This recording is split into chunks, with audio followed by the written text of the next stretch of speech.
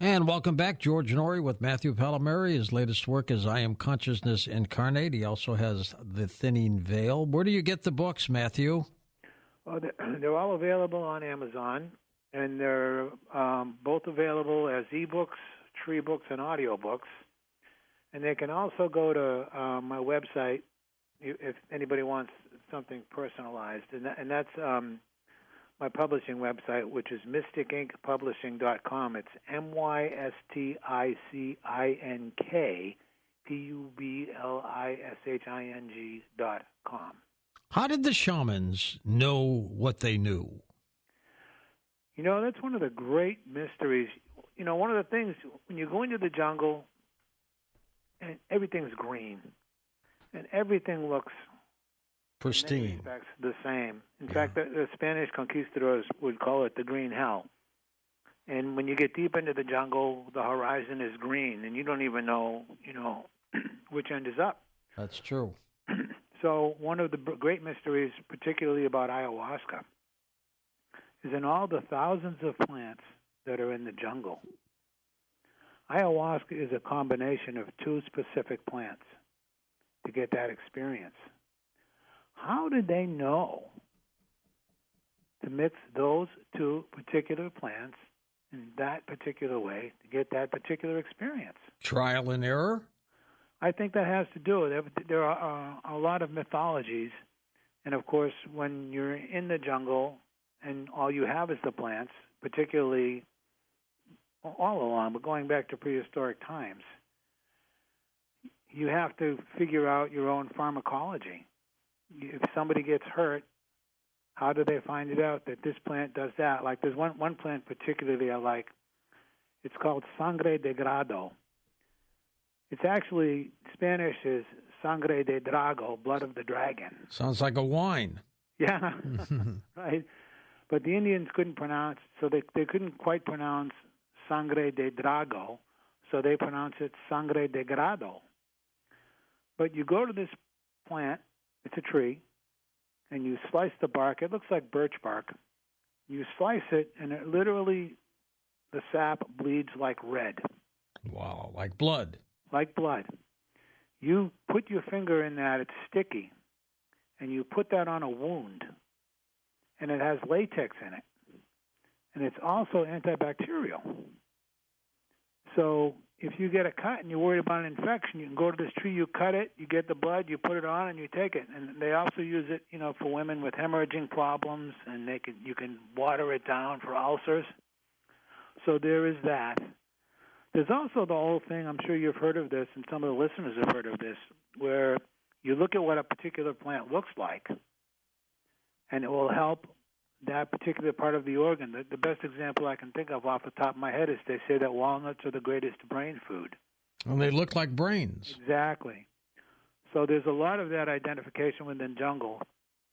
And some years back, I was working with a mentor to the shamans I was working with, and he said, I am a plant man, and my father was a plant man, and his father was a plant man before him. And it goes all the way back to prehistory. So there's had to be trial and error. But it's interesting because some of the things that you learn that they know within this ancient shamanism, in this day and age, this modern day of the 21st century, and they're coming up and going, oh, we've had this great discovery. And the shamans are like, what are you talking about, man? We've known that for thousands of years. That's right. And I bet they experimented on their own populations, though. Oh, sure they Can did. you imagine the guy who got the poison plant before they figured out it was poison? Oh, yeah. Yeah, there's one particular plant, they say, I can't think of the name of it off the top of my head. It may come to me. But they say that if you ingest that plant, then you're taking the dark path. You're gone. And once you take the dark path, there's no turning back. And when you look at this thing, it's like all these nasty-looking spikes coming out of it. It's like this. It's a palm kind of a short palm thing, but all these nasty spikes are coming out of it, and nothing else will grow around it within a few feet of it. But the other thing that they have done is that they observe what the animals eat, and they observe the effects on animals, and then they get a sense that this plant may help in some way. there are lots of stories about them observing jaguars eating ayahuasca and having, experiences and acting different. So that gave them a hint. And there are other plants that are used. They know that the animals won't go near that one, so there must be a reason for that. And then if the animals are eating a lot of this one, then they must know that must be a good one. And then, plants do different things, whether they're good or not. Like some of the best pineapple I've ever had is it grows in the jungle there in the Amazon. And it's not as sweet as like what you get from, like Dole, from Hawaii, Dole pineapples. It's sweet, but it's really yummy sweet. It's not overly sweet. Yeah. And then, there's bananas everywhere. And, of course, coconuts are everywhere. They'll throw stuff up in the trees and knock the coconuts down and whack off the top. I wonder how many people they killed off, though, within their own tribe. Oh, well, there are different things that have happened. One of the things I found fascinating, there are tribes who would only allow couples to have one kid. Sounds like China. Yeah, but they did this. If they have more than one kid, they would kill them. And my think, God! wow, how brutal and how savage that is. Well, yes, but the reason they were doing it is because they were getting raided by other tribes, and they could only pick up one kid and run with it. That was still savage, though. Jeez. Yeah, but it was a survival mechanism that they developed, and a lot of the things that we look on in our culture that we may think are savage or bizarre, for them, it's just more part of the way of life because in one respect, the jungle is a very beautiful thing, but in another respect, it can be very savage. When a jaguar gets a monkey and tears it apart, or a crocodile or something, it's merciless in that way. Let's take some calls for you. First-time caller Mike in New York. Let's get us started. Hey, Michael, go ahead. Hey, how you doing? Good, Mike. Hi, Mike. Hey, listen, George. Yeah. I want to tell you I love you. Well, thank you, Michael. Thank you. Because that's the bottom line of saying a compliment, saying that you love somebody. And I don't even know you, okay? But your heart, I feel your heart.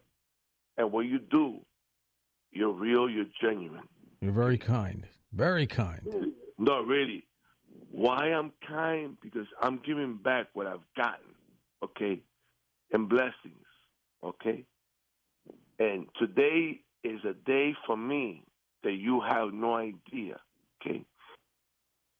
It's the next step to where I have to be, George. And you, I'm going to tell you, people call you, and I listen to your show, and they say the compliments.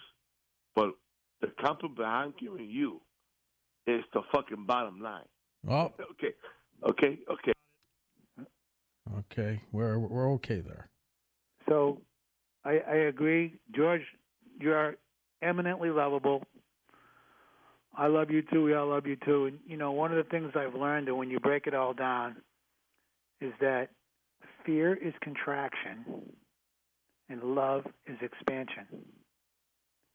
And you and I were talking about consciousness, and does consciousness make you a better person, and this and that. And, of course, consciousness is all about expanding awareness, and awareness is expansion. And true love, as they say, is unconditional. It gives unconditionally. And I mentioned the sun, and one of my favorite sayings by Hafiz, either Hafiz or Hafez, I think it's Hafiz, 13th century Persian. And he says, even after all this time, the sun never once says to the earth, you owe me. Look what happens with a love like that. It lights up the whole sky. Yeah, but if he was Persian, it's probably Hafez. Yeah, I bet you're right. I keep going back and forth. Someday I'll get it right. I think they have a little skull cap called the Fez, too. Oh, yeah, there you go. That makes sense. Oh, absolutely. So you have your conferences. Tell me about them. Yeah, we just did the 50th anniversary this past year of the Santa Barbara Artists Conference. So that will be coming up in June with our next one, We did great this last one. We were just a few digits short of selling out. And the tradition has been carried on by Monty Schultz, who was the son of Charles Schultz, Charlie Brown Peanuts. Charles Schultz, we always called him Sparky. He came every year. He'd spend his vacation there. He'd spend the week at the conference. That's classic. Yeah. So that one's coming up. And there are other smaller events that are coming up. And Santa Barbara is the really big one. It's a wonderful one-on-one, rubbing your elbows with, very experienced writers of experience. Let's go to Cornelius in Alexandria, Louisiana. Hello there, Cornelius. Yeah, I'm surprised you didn't call me corny, George. I was close. George, I got to tell you a quick story for the Coast listeners and stuff. There's a brown dog out here with me, and I gave him some ham, and he's listening to the show, and Matthew and everybody calling and stuff, and he's just wagging his tail like crazy. That's not a dog. That's Tommy. He went to Louisiana over the weekend. That's great, George. I'll have to call Tommy tomorrow and tell him, because we need to pray for Tommy. Of course, George told him he was sick, and Jeremy's in the place of him. My question for you, Matthew, they call me the God Guns and Gold Man, the Bible Bullets and Beans Man. And you remarked on this AI technology.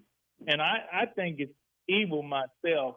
And I think we just need to be aware with more consciousness and stuff like that, what you're talking about. Now, I think some people like Brandon and some of these others, they'll take the mark of the beast and they'll put that chip in their head and their brain and everything else so they can become more intelligent. But I think we're more intelligent without those mechanical things. So God bless you, George. God bless Tommy. And God bless Coast to Coast AM. All right, my friend. What do you think of high technology, Matthew? Well, it's a double-edged sword. One of the things that bothers me a bit these days is younger people on their cell phones. They're out of touch with the natural world. Yeah. And I've noticed one of the reasons I'm doing more audiobooks these days is because younger people just aren't reading. They don't read. I had a couple of my nephews, they were going to read a book for me, one of my books, because I wanted to get their input on some stuff about gaming and all that. And I was waiting for them for like a couple of months. And I'm finally like, hey, guys, what's up? Is the book really that horrible? And then the older one kind of looks down and goes, oh, sorry, Uncle Mal, we don't read. I'm like, wow, okay. That is amazing. But you're right. Technology has done that. Yeah, I mean, it has isolated us. You think about in this day and age with these kids with the tablets and the phones and all that, if you stuck them in the middle of the jungle, how long do you think they would last? They wouldn't know what to do. They wouldn't know what to eat. They wouldn't know how to survive. One of the things I've done with my nephews is I've taken them out backpacking and, spent a lot of time out in nature learning basic survival skills because we are out of touch. I just read a really interesting article about vision nearsightedness and myopia. Yeah. And studies that they were doing, and they found out, this was I think it was in Taiwan or Korea. They found out that these kids who were being given intense education at a young age, their eyeballs were elongating, and their vision was getting worse and worse and worse. And after all these studies and different things, they finally realized that they were spending so much time indoors studying and being focused like that their vision was failing. I believe that. Yeah, and then this is a number of studies that supported this now. They made them start going outside for different times during the day, and getting back to the natural world was correcting these vision problems. Next up, let's go to Tian in Apache Junction, Arizona. Hi, Tian. Go ahead. Hi, George. Hi, Matthew. Thank you for taking my call. Sure. Yes, my question tonight is about MDMA and the effects that how do you feel about the effects or with depression, or just what are your thoughts on that? Yeah, well, so it's an interesting thing. MDMA is considered to be an empathogen as opposed to a straight-out psychedelic. and it has the qualities. It's derived. It's technically speaking, it's a phenethylamine, which is derived from a cactus like a peyote and San Pedro cactus. Okay. Have that. It's derived from that. It's been very useful in treating PTSD with people, but it has potential for abuse. Another interesting thing about it is that it was originally discovered in something like 1865, so they can't patent it. But there have been wonderful, successful stories of people who have done 1 or 2, maybe 3 MDMA sessions with a trained psychologist or a therapist, and then followed up with good psychotherapy, and they were cured. They resolved their issues. But, of course, it can't be patented. So pharmaceutical companies don't want that. They don't want something you could take once or twice. They want you to get you on the Paxil or back and more and more and more and renewals. Yeah, they want your credit card number, right? So they can hit you every month for your prescription. But when used, it's been very effective. A lot of the groundbreaking research was done in Israel, of all places, because they had a lot of PTSD issues. And now PTSD, and I've done a bit of work with PTSD veterans myself, and also people who have suffered from domestic abuse PTSD. Yeah. And it has a way of making you feel, it lowers your boundaries, it opens your heart, and makes you feel safe and allows you to bring out things that you might not necessarily be able to deal with. But you have to be very careful with it. It has potential for abuse. And interestingly enough, our problem, nationally speaking, in the United States and other places, is that we are getting all these battle-scarred veterans, whether physically or mentally or emotionally, with PTSD. And the VA is actually getting more and more flexible, the Veterans Administration, about using these because they're seeing, they finally realize what's going on. Yeah, it's great results. But it is also among, I mentioned, chemically speaking, it's a phenethylamine. It's an amphetamine. It's in the amphetamine family. So you have to be very judicious with it, and you have to be very careful. But I think it's a very powerful and effective medicine, and I think that the realities that we're facing with all the damage that we're causing for people is making it become more and more necessary to embrace it for a change. Just like things that are going on now with the mushrooms and LSD and the microdosing stuff that's been going on and becoming more and more legal in different places. If you had your way to use the subconscious mind or the unconscious mind, which would it be? Well, it's ultimately the subconscious, because the unconscious, technically speaking, from a medical perspective, unconscious, you're out of it. And there's a medical definition of unconscious. If you're out of it and you're non-responsive, maybe you're breathing, you're considered to be unconscious. You're out of it. Yeah, but then layered over the unconscious is the subconscious.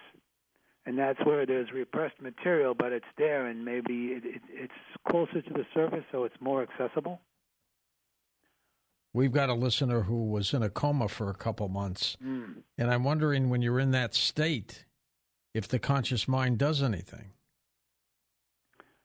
Are you want my 2 cents on that, or real quickly? Yeah. Yeah. So there are a lot of reports of people who have been in comas who are perfectly conscious and aware. In that state, but they cannot respond to the outside world. That's amazing. Stay with us. We're going to come back with final calls, Matthew, with you in just a moment. Matthew's book is called I Am Consciousness Incarnate. His website is his name, linked up at coasttocoastam.com. We're back with Matthew Palomari as we're talking about human consciousness, and we'll get to your calls in a second. Matthew, is there a way to enhance our consciousness? Any techniques? Yeah, the main one is, the most common one I would say, is meditation. And, meditation has to do with quieting your monkey mind, because our mind tends to jump around. You can have a million thoughts in a minute sometimes, the way it jumps around. So meditation is the practice of developing awareness. And awareness, another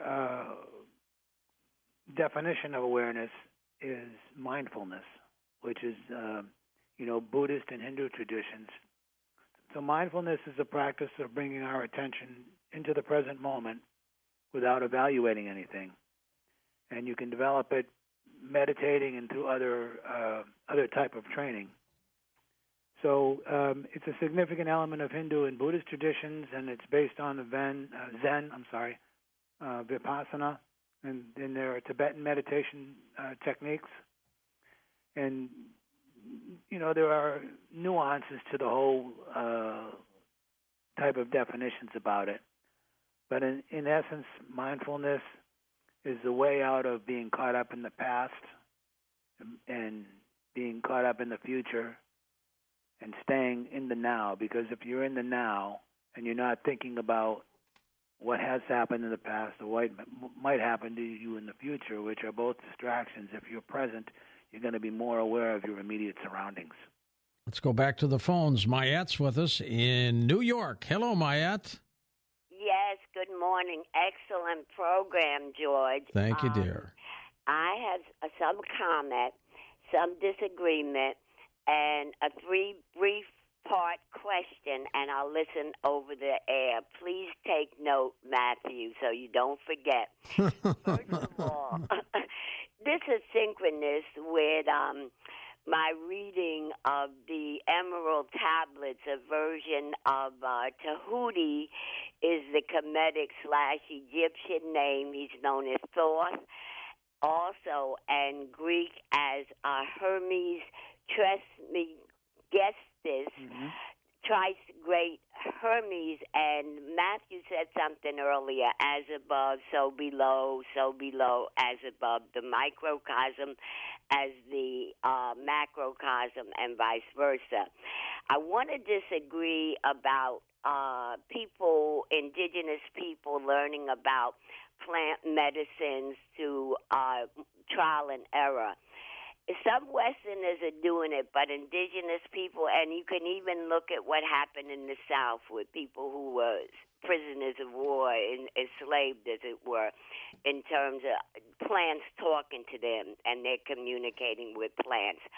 I want to know, Matthew, as to what authors most influence you, and because writers are always good readers, and what do you read, some recommendations for now.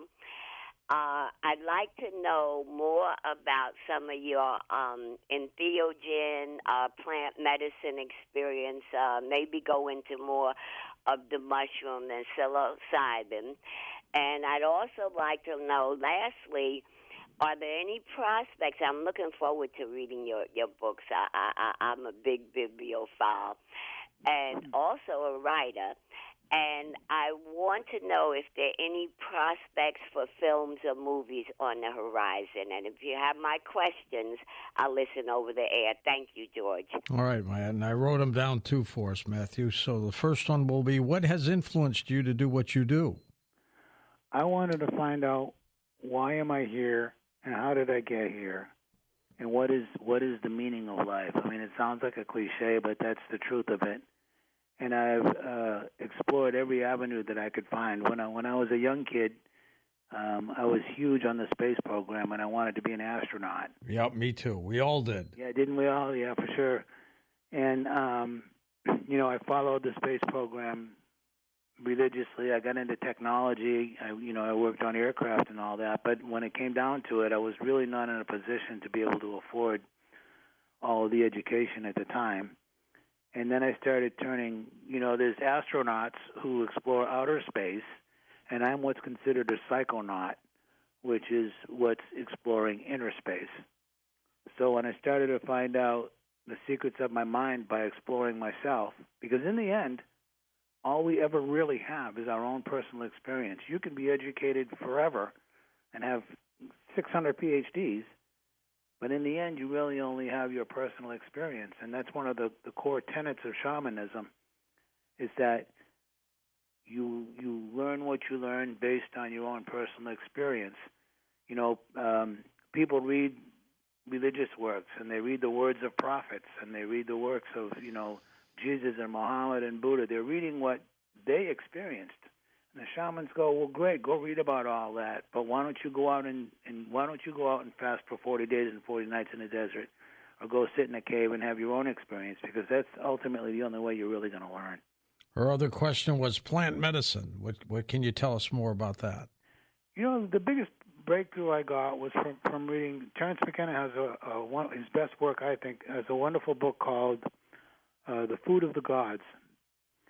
And in indigenous cultures, particularly in the Maya culture, and particularly with the Mayas with the psilocybin mushrooms, the plant is considered, the Mayans called it, or the Aztecs called it Tionancatl, which means flesh of the gods.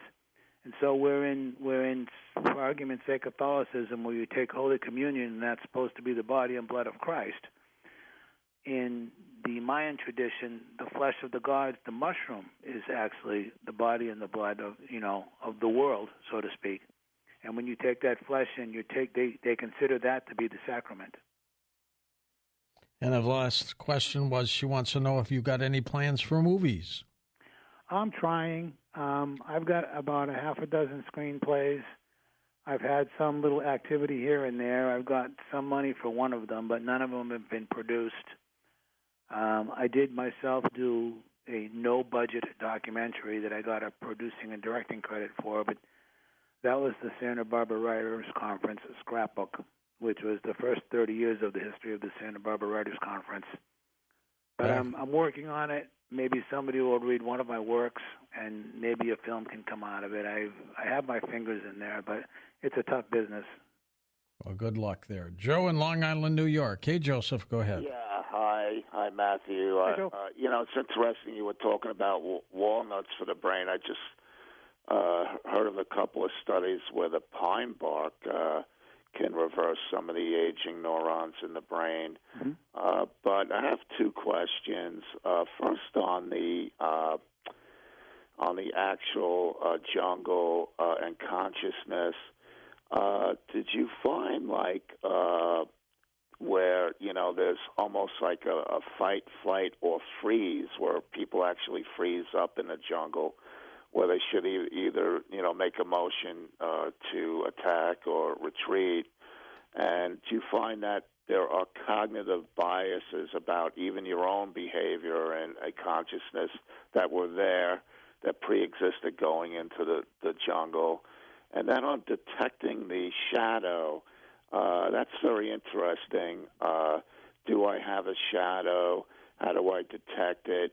And do I want to detect it? If you're watching a movie on Freddy Krueger and you either resonate with his character and identify it, that might not be too good. I was thinking of two movies with Matt Damon about the shadow. One was The Talented Mr. Ripley, and then The Good Shepherd.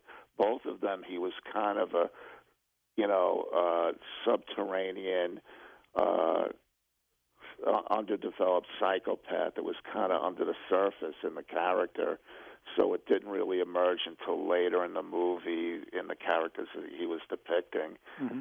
So, this idea where if you do have this dark side, how do you really want to retrieve it and bring it to the open? And just a comment on depression.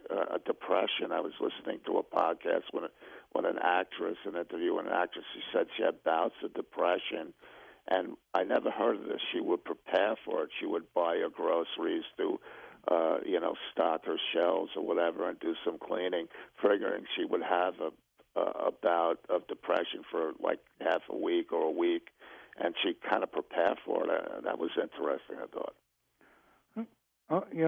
Everybody's different, and without going into a full-on dissertation, our brain has levels. We have our primary, it's called the tripartite brain. So our primary brain is reptilian. It's pure instinct and survival.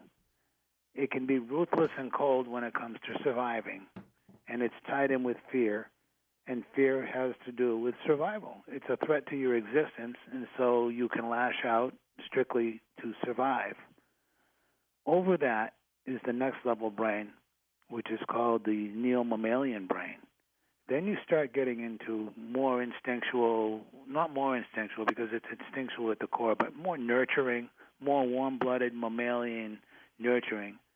Some reptiles will have their babies and just leave them, or they'll lay the eggs, they'll go away. Some of them even eat their babies, right? But when you get into the neo-mammalian brain, the next level of mammals where there's warm-bloodedness and that kind of a thing, there's more of a nurturing aspect, which also ties into instinct and nurturing. And then, of course, covering over that is the human brain, the outer, the highest level brain, where there's logic and the prefrontal cortex is more advanced and you're thinking and all that. But all of it goes back to the core of survival. So when you go through these levels of your mind and you find out where are these instincts coming from, some people are more in tune with others. You can become more caught up in your thoughts and in your head, and you can become more of what's called intellectually centered, at the risk of overriding other moving body and emotional things. So everybody is a little different in their development, but I have a number of books I've written on it. I can even recommend other books written by friends and colleagues of mine that get deep into this. And you want to, in the end, I said earlier that fear is contraction and love is expansion. So if you have this fear and you can get down to where it's coming from, you can discover things and you can grow and you can expand and become more out of it. Just a little side note, when I first went into the jungle, I was terrified of the bugs. I mean, I was terrified, and I realized over time that I got that fear from my mother. My mother was terrified of Were bugs. they all over the place, or you just afraid of the bugs? A little bit of both. The very first time I went into the jungle and I walked in, we walked into a hornet's nest. I got stung by 11 wasps. Oh, wow, that should have killed you. It could have, but my adrenaline was on high, and it was a battle. And then another time, that same time, I was eating one time, and I opened my mouth to eat, and this wasp flew right into my mouth and stung the heck out of the inside of my mouth. But I realized that deep fear that I had is something I got from my mother. So you learn when you go, and you realize that you have to respect some bugs. You don't know if they're going to sting you or if they're poisonous or this or that. But you realize their place in nature and what they do, and when you have more awareness of them, then you're not going to react strictly from instinct and fear. When you wrote the book a couple of years ago, Holographic Cosmic Man, tell me what got you interested in that. I came to the realization, I love sacred geometry, and I came to the realization that the golden mean, which is the golden cut 1.618, is actually the perfect mathematical representation of a hologram. And when you study it and you realize it's all throughout nature and it's all throughout our body, our belly button is at 1.618, that division in our body. If you look at the joints of your finger from the end of it to the next one, that relationship between the fingertip and the next joint is the golden mean. And those two, and next to the next section, is also the golden mean. And it's also the basis of the Fibonacci spiral, which is how plants grow, flowers grow. You can see it in the patterns of sunflowers, in pine cones, throughout nature. The way that a plant grows and the way that the leaves come up toward the sun, it follows a pattern. It's a Fibonacci spiral. It's called phyllotaxis, which gives each leaf maximum exposure to the sun as the plant grows up. So I saw it everywhere, and I saw the same thing in the pattern of a sunflower that I did see in the cosmos throughout, and a perfect hurricane forms in a Fibonacci spiral.